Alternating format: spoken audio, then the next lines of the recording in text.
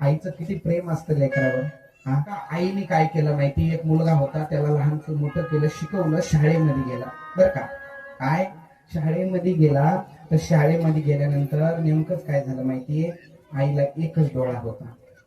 का? आईला एक डोळा होता. तो मुलगा काय म्हणायचा, आई अगं मला शाळेमध्ये मुलं खूप चिरडवतात, आंधळीचा मुलगा आला, आंधळीचा मुलगा आला म्हणून मला चिरडवतात म्हणे. याची आई काय आहे, आंधळी आहे म्हणे, म्हणून मला चिरडवतात ग आई. अगं तू आई का आंधळी सांग ना ग म्हणे. काय म्हणे, तू का आंधळी सांग ना. आई सांगा ना. आई काय सांगणार आहे, याच्या पाठीमागचं कारण काही वेगळंच होतं.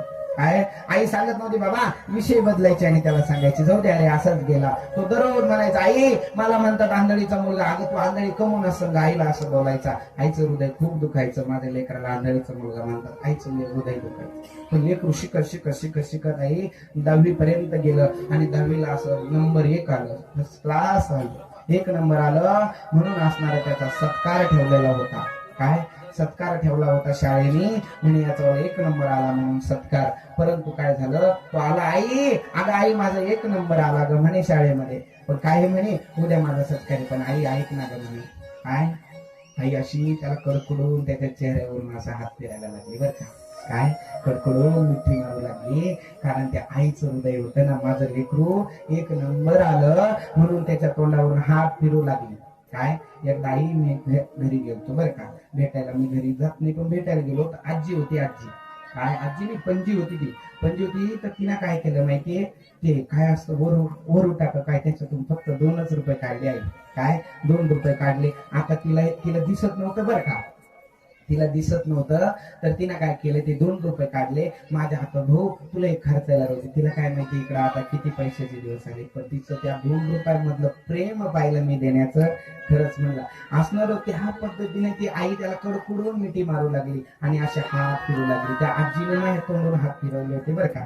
काय आणि असे बोट मोडतात, ते बोट जर मोडले तर म्हणतात की प्रेम आहे, आणि असं जर बाजूला मोडले तर हे असे बोट मोडणे ना वेगळे, आणि तसं काय म्हणे प्रेमाने बोट मोडणं वेगळं. महाराज असणार त्यावेळेस आईने त्या लेकराला असं तोंडावरून हात फिरवलं. काय हात फिरवला बाळा, अरे तू फर्स्ट क्लास आला ना, खूप आनंद वाटायला लागला बरं का आईला. आईसारखा आनंद कोणालाच वाटत नाही. काय दुसरे कितीही आनंद दिसू द्या, पण त्याच्या मागचा स्वार्थ असतो, पण आईच्या प्रेमामध्ये स्वार्थ नसतो, हे ध्यानात ठेवा. काय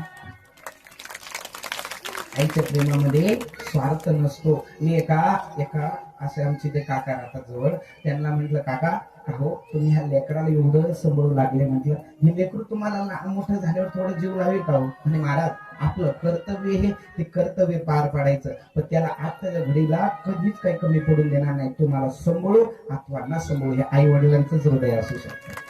काय सांभाळ तुम्हाला एवढं जीव लावतात सर, यांनी आणलं यात किंचित ही वाटत नाहीये की माझे लेकर मला जीव लवीन का नाही, यात किंचित ही मनात येत नाहीये.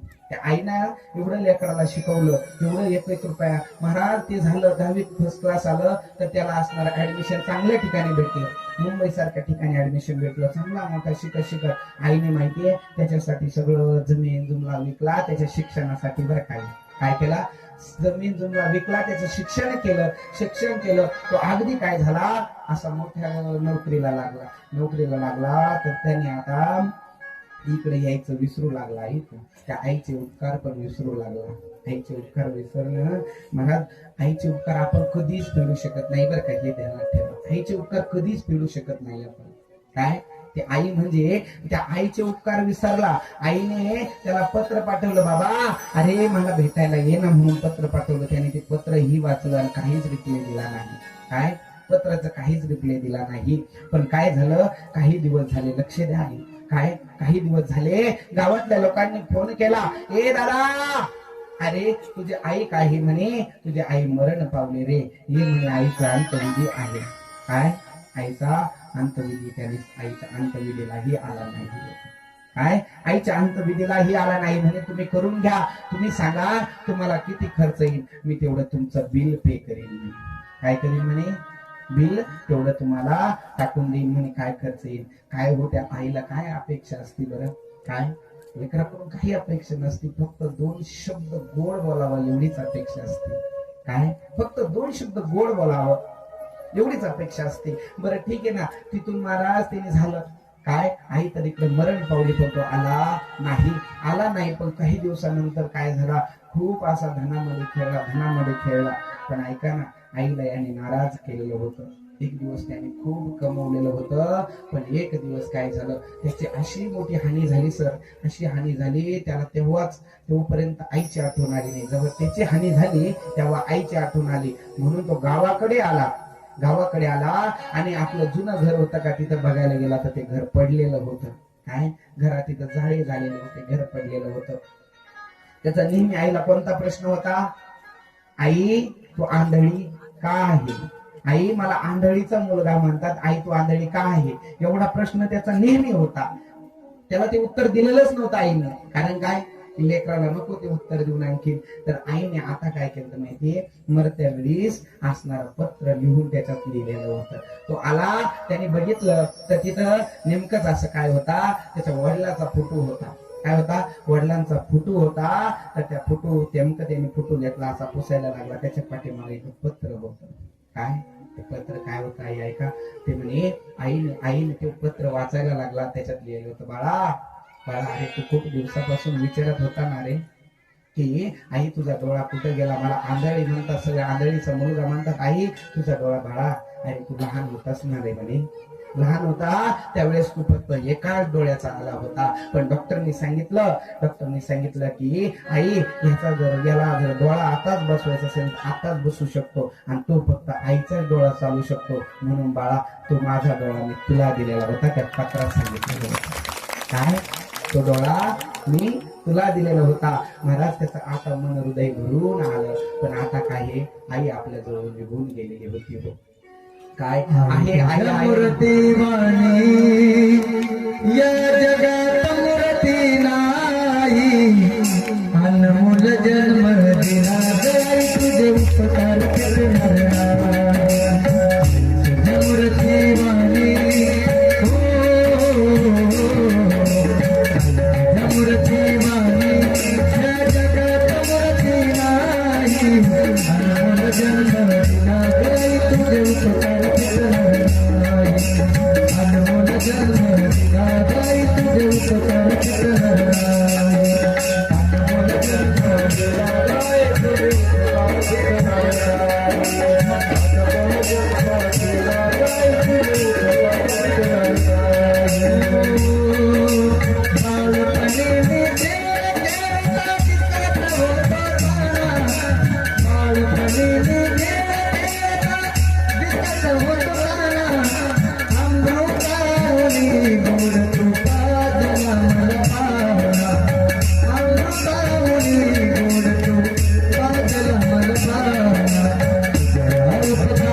गई तुझे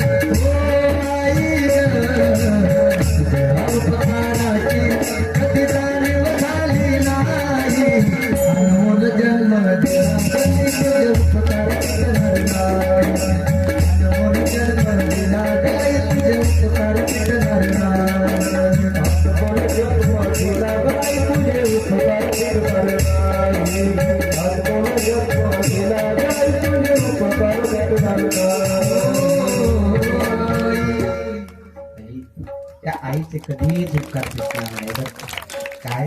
तिने असा अनमोल आपल्याला जन्म दिला हो काय, तिचे उपकार फेडायचे प्रयत्नही करू शकत नाही आपण. तिचे उपकार आपल्याच्याने फेटूही शकत नाही. कारण त्या आईने ज्यावेळेस तिचं एवढं प्रेम असतं ना ताई, तुम्हाला वाटी लावत असताना फक्त ती आई एवढी रडते आणि भगवंताच्या मंदिरात जाते, बाबा माझ्या लेकराला सुखाचं ठेवू दे. काय एवढं तिचं हृदय कळकळ करतं फक्त आपल्या लेकरांसाठी. आणि तिला एवढीच अपेक्षा असते त्या आईला, पण तिचे उपकार फेडू शकत नाही बरं का. एक जण म्हणे मला आईचे उपकार फेडायचे नाही. काय करायचे, आईचे उपकार, आई मला तुझे उपकार फेडायचे नाही. उपकार फेडायचे म्हटल्यावर आईने सांगितलं, बाळा अरे कशाला रे, मी काहीच म्हणत नाही, तुला का उपकार फेडायचे म्हणतोस? म्हणे नाही आई, नेहमी लोक म्हणतात की आईचे उपकार फेटू शकत नाही, आईचे मला आज तुझे उपकार फेडायचे. म्हणे बाळा नको रे. म्हणे ठीक आहे, नाही बरं ठीक आहे म्हणे, फेडायचे तर फेड. मग महाराज नेमकंच काय झालं, अरे आईला वाटलं हा म्हणतो ना मला उपकार फेडायचे, आईने काय केलं, रात्री झोपला बरं का. झोपला तर आईने त्याला रात्री त्याचा अगदी गाढ झोप लागली आणि तेवढ्यात आईने त्याला होतं, बाळा ए बाळा मला तहान लागले रे, पाणी दे म्हणे. काय म्हणे, पाणी दे म्हणे. पाणी दे म्हटल्यावर त्याने लगेच त्याच्या ध्यानात आलं की मला आईचे उपकार फेडायचे. उठला आणि लगेच पाणी आणलं आणि आईला पाणी दिलं. काय, आईला पाणी दिलं. पुन्हा असणार थोडा वेळ झाला, कुठं डोळा लागायला लागला नाही लागायला लागला, तेवढ्यात आईने बाळा हे बाळा अरे मला पाणी दे रे. पुन्हा त्याच्या ध्यानात आलं आईचे उपकार भेटायचे. पण आता त्याच्या थोडं जिवार यायला लागलं. काय, जिवार यायला लागलं. सांगितलं की त्यांनी पाणी आणलं. आता पाणी आणलं, दोनदा तीनदा पाणी आणलं. आईने काय केलं, आता त्याला पाणी सांगितलं, बाळा मला पाणी दे. पाणी आणलं आणि आईने आता पाणी डबल सांगितलं नाही, ते एक घोट पाणी पिली. त्याचा डोळा लागायला लागला आणि त्याच्या आथुरणावर ते पाणी सांडलं. आईने काय केलं, आतुरणावर पाणी सांडलं आणि तो महाराज उठला आणि तो आता आईला शिव्या देऊ लागला. आई अगं मला वाटत होतं तुझे उपकार फेडावं, आई मला वाटत होतं, पण तू त्या लायकीची नाही म्हणे. आईला म्हणतात ना लायकीची नाही तू. काय, पोरामध्ये बसतात ना, म्हणतात माझी आई वेडी, म्हणतात वेडी. अरे ती जर वेडी असती, तिला खरं तो लहानपणीच मुंडक दाबायला पाहिजे होतं, तेव्हा तुला कळलं असती ती वेडी कशी आहे. अरे लहान होता ना, तिने घासातला घास दिला. पोरं म्हणतात बाबा की माझ्या आईला काही कळत नाही. काय, तो बोलू लागला, आई तुला मला उपकार फेडायचे होते म्हणे, पण तू त्या उपकाराची काही नाही म्हणे, मी तुझे उपकार नाही फेडत. बाळा आई, अरे तू म्हणत होतास ना की मला उपकार फेडायचे बाळा. अरे आज तुम्हाला अभद्र शब्दात बोलतो ना, तू माझ्यावर रागवतो ना बाळा. अरे तुम्हाला रात्रभर झोपून देत नव्हता रे, कधीही रडायचा, कधीही पाणी मागायचा. अरे मी तरी पाणी सांडून तुझं आतुरवल्ल केलं. अरे तू तर लघवी स्वच्छ करून माझं आतुरवल्ल का, पण कधीच तुला वाईट बोलले नाही. आणि तू माझे उपकार फेडायला चालला का रे वेड्या, कधीच उपकार फेडू शकत नाही. काय, आईचे उपकार फेडूही शकत नाही, प्रयत्नही करू नका. आपल्या चमडीच्या आईला चप्पल पण केली ना तरी आईचे उपकार फेटू शकत नाही. हे ध्यानात ठेवा. काय, आईचे उपकार फेटू शकत नाही.